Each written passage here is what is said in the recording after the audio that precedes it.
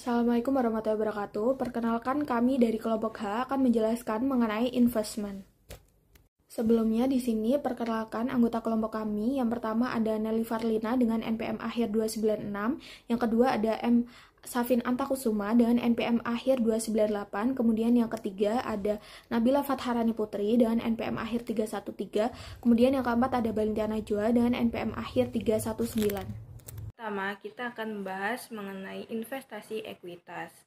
Suatu investasi, baik langsung maupun tidak langsung, sebesar 20% atau lebih dalam saham dengan hak suara pihak investor harus didasarkan pada anggapan bahwa dengan tidak adanya bukti sebaliknya, maka investor dipandang memiliki kemampuan untuk melakukan pengaruh signifikan terhadap investor. Pada kondisi pengaruh signifikan, investor harus memperlakukan investasinya dengan menggunakan metode ekuitas. Mencatat investasi pada harga perolehan dan selanjutnya dilakukan penyesuaian terhadap jumlah investasi tiap periodenya yang disesuaikan dengan perubahan dalam aset bersih investor. Jumlah kepemilikan investor terhadap earnings yang terjadi pada investor akan meningkat sesuai dengan nilai tercatat investasi tersebut. Selain itu, penerimaan dividen dan investor akan menurunkan nilai tercatat investasi. Apabila bagian kepemilikan investor terhadap kerugian investor melebihi nilai tercatat investasinya, maka biasanya investor tidak akan melanjutkan penggunaan metode ekuitas ini dan tidak mengakui adanya tambahan kerugian. Selanjutnya, di slide ini terdapat contoh dari comparison of fair value method dan equity method. Selanjutnya, kepentingan pengendali atau controlling interest pada saat suatu entitas memperoleh hak suara lebih dari 50% terhadap entitas lain, maka investor disebut sebagai induk, investor disebut sebagai anak perusahaan, investasi di anak perusahaan dilaporkan pada pembukuan induk sebagai investasi jangka panjang, dan induk akan menyusun laporan keuangan konsolidasi. Selanjutnya yaitu isu lain dalam pelaporan. Yang pertama yaitu penurunan nilai. Pada setiap tanggal pelaporan, entitas harus melakukan evaluasi terhadap seluruh investasi utang yang dicatat pada harga perolehan diamortisasi. Hal ini diperlukan untuk menentukan apakah terdapat penurunan nilai atau tidak, yaitu suatu kerugian nilai di mana nilai wajar investasi berada di bawah nilai tercatatnya. Apabila entitas menetapkan bahwa investasi terjadi penurunan nilai, maka entitas mencatat biaya perolehan diamortisasi sebagai basis pencatatan sekuritas individunya untuk menggambarkan penurunan nilai. Perusahaan juga mencatatnya sebagai kerugian yang terrealisasi dan jumlah ini masuk di dalam laporan laba rugi. Selanjutnya yaitu pemulihan dari kerugian penurunan nilai. Apabila loss on payment sebelumnya mengalami penurunan atau pengurangan, maka sebagian atau seluruh loss on payment yang telah diakui sebelumnya tersebut harus dibalik dengan cara mendebit akun allowance for impaired debt investment dan mengkredit akun recovery of impairment loss. Pengembalian kerugian penurunan nilai ini tidak boleh menghasilkan nilai tercatat investasi melebihi biaya perolehan diamortisasinya. Penurunan nilai debt investment entitas yang memiliki investasi utang dalam bentuk held for collection and selling melaporkan investasinya pada nilai wajar dan setiap perubahan dalam nilai wajar dilaporkan dalam other comprehensive income. Penurunan nilai debt investment. Contoh, Alexander AG membeli investasi utang yang diklasifikasikan sebagai HFCS pada tanggal 1 Juli 2019 sebesar 1 juta euro. Investasi utang ini memiliki bunga 7% dan tanggal jatuh tempohnya 1 Juli 2024. Pada tanggal 31 Desember 2019, nilai wajar investasi menurun menjadi 960.000 euro yang disebabkan oleh meningkatnya suku bunga pasar. Penurunan nilai debt investment. Bagaimanakah perlakuan akuntansinya apabila penurunan nilai sebesar 40.000 euro tersebut diakibatkan oleh 1. Sebesar 10.000 euro disebabkan oleh perubahan suku bunga pasar dan sebesar 30.000 euro disebabkan oleh resiko kredit pada kasus ini. Jurnal ketiga pada ilustrasi 17. 24 berubah karena adanya impairment loss sebesar 30.000 euro yang harusnya dilaporkan pada laporan laba rugi, bukan pada other comprehensive income. Penurunan nilai debt investment. Misalkan Alexander menjual investasinya utangnya pada tanggal 1 Januari 2020 sebesar 960.000 euro, nilai wajar saat itu, maka jurnal pencatatannya sebagai berikut. Cash 96.000, loss and sale of debt investment 10.000, allowance for impaired debt investment 30.000, debt investment 1 juta, fair value adjustment 10.000, accumulate comprehensive income 10.000.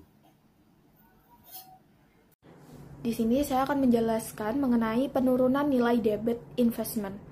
Nah, di sini ada impairment model summary. Di sini ada tabel, ada dua option, yaitu asset measurement basic dan impairment model. Nah, pada asset measurement basic itu yang pertama itu loans receivable and debt securities measure at amortized cost, yaitu pinjaman piutang dan surat utang diukur dengan biaya amortisasi. Sedangkan pada impairment model yaitu kerugian kredit yang diharapkan diakui dalam laba bersih. Selanjutnya yang di bawahnya yaitu pada aset measurement basic, surat utang diukur pada nilai wajar dan keuntungan dan kerugian dicatat dalam pendapatan komprehensif lainnya. Sedangkan pada impairment model, yaitu kerugian kredit yang diharapkan diakui dalam pendapatan, sedangkan perubahan nilai wajar yang tersisa dicatat dalam pendapatan komprehensif lainnya. Kemudian yang bawah yaitu sekuritas utang dan ekuitas diukur pada nilai wajar dengan keuntungan dan kerugian dicatat dalam laba bersih. Pada impairment model, penurunan nilai diukur sebagai perbedaan antara nilai terendah antara biaya diamortisasi dan nilai wajar atau nilai terendah antara biaya atau nilai wajar. Nah, di sini saya akan menjelaskan mengenai contoh isu pelaporan pada periode tunggal. Untuk menyajikan sebuah contoh pelaporan sekuritas investasi dan untung rugi yang terkait dengan investasi HFCS, misalnya di sini pada tanggal 1 Januari 2019, Hinges PLC memiliki kas dan saham biasa sebesar 50.000 euro. Pada tanggal tersebut, perusahaan tidak memiliki aset lainnya, liabilitas ataupun saldo laba. Kemudian pada tanggal 2 Januari Hinges membeli sekuritas utang yang diklasifikasikan sebagai HFCS secara tunai sebesar 50.000 euro. Pada tanggal 30 Juni Hinges menjual sebagian portofolio sekuritas utang HFCS dan mengakui keuntungan sebagaimana dalam ilustrasi. Nah, di sini pada tanggal 30 Juni Hinges menjual sebagian portofolio sekuritas utang HFCS dan mengakui keuntungan. Nah, di situ dicatat fair value of securities sold sebesar 22.000 euro, kemudian less cost of securities sold sebesar 20.000, sehingga realized gain tersebut dihasilkan sebesar 2.000 euro. Kemudian Hinges tidak membeli ataupun menjual sekuritas lainnya sepanjang tahun 2019. Perusahaan menerima bunga sebesar 3.000 euro selama tahun berjalan. Pada tanggal 31 Desember 2019, sisa portofolio terlihat sebagai berikut. Fair value of portofolio sebesar 34.000 euro, kemudian less cost of portofolio sebesar 30.000, kemudian dihasilkan unrealized gain sebesar 4.000 euro. Nah, kemudian di sini ada income statement pada 31 Desember 2019. Di situ ada interest revenue sebesar 3.000 euro, kemudian realized gain on investment in securities sebesar 2.000, sehingga didapatkan net income sebesar 5.000 euro. Nah, di bawahnya ada statement of comprehensive income pada 31 Desember 2019. Di situ net income termasuk include realized gain of 2.000 euro itu didapatkan sebesar 5.000 euro. Kemudian other comprehensive income, di situ ada unrealized holding gain sebesar 4.000, sehingga comprehensive income yaitu 9.000. Nah, di sampingnya ada statement of change in equity, kemudian ada comparative statement of financial position. Nah, selanjutnya di sini ada contoh isu pelaporan pada multi periode. Pada saat sebuah perusahaan menjual sekuritas selama tahun berjalan, dapat terjadi perhitungan ganda atas keuntungan dan kerugian yang direalisasikan dalam pendapatan komprehensif. Peringatan perhitungan ganda ini terjadi saat sebuah perusahaan melaporkan keuntungan dan kerugian yang belum direalisasikan dalam pendapatan komprehensif pada periode sebelumnya dan melaporkan keuntungan dan kerugian ini sebagai bagian dari laba bersih tahun berjalan. Untuk memastikan bahwa keuntungan dan kerugian tidak dihitung dua kali pada saat penjualan terjadi, maka diperlukan sebuah penyesuaian reklasifikasi. Yaitu misalnya OpenAG memiliki dua investasi utang HFCS dalam portofolio pada akhir tahun 2018. Tahun pertama operasinya sebagaimana tersaji berikut ini. Nah, di bawahnya itu disajikan.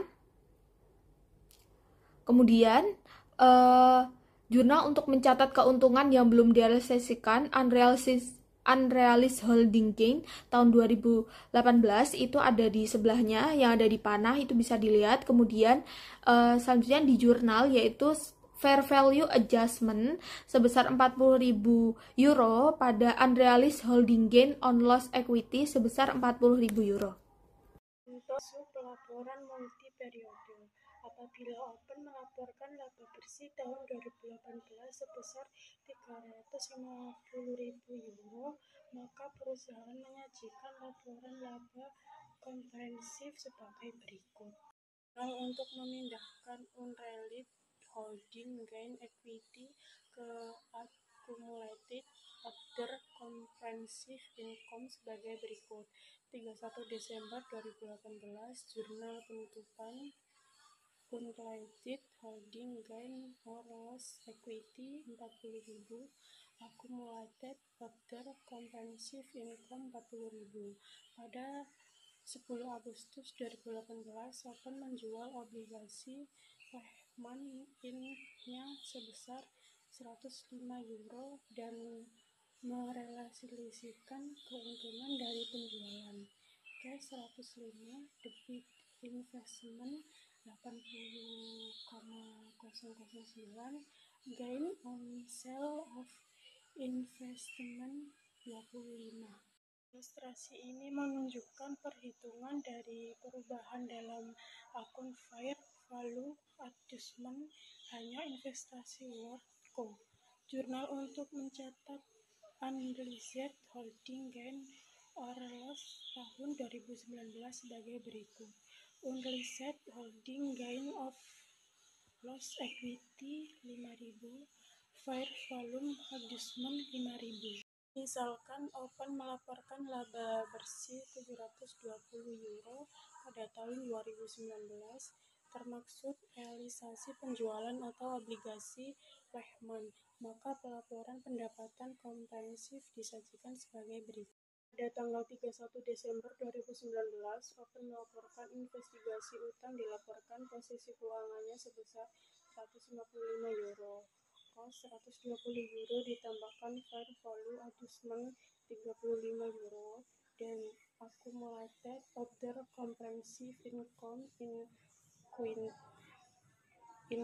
equity sebesar 35 euro. Jurnal untuk memindahkan unrealized holding loss equity ke accumulated other comprehensive income sebagai berikut. Accumulated other comprehensive income 5.000, unrealized holding gain or loss equity 5.000. Penyesuaian reklasifikasi ini dapat dibuat laporan laba rugi di accumulated other comprehensive income atau di catatan atas laporan keuangan. IASB lebih memilih reklasifikasi ini disajikan di accumulated other comprehensive income dalam catatan atas laporan keuangan. Untuk kasus Open AG, penyajiannya sebagai berikut. 3. Pemindahan suatu investasi dari suatu klasifikasi ke klasifikasi yang lain. 1. Hanya terjadi investasi berubah. 2. IASB berharap perubahan seperti ini jarang terjadi. 3. Perusahaan memperlakukan pemindahan di antara klasifikasi ini secara prospektif, yaitu pada awal periode akuntansi setelah perubahan pada model besar.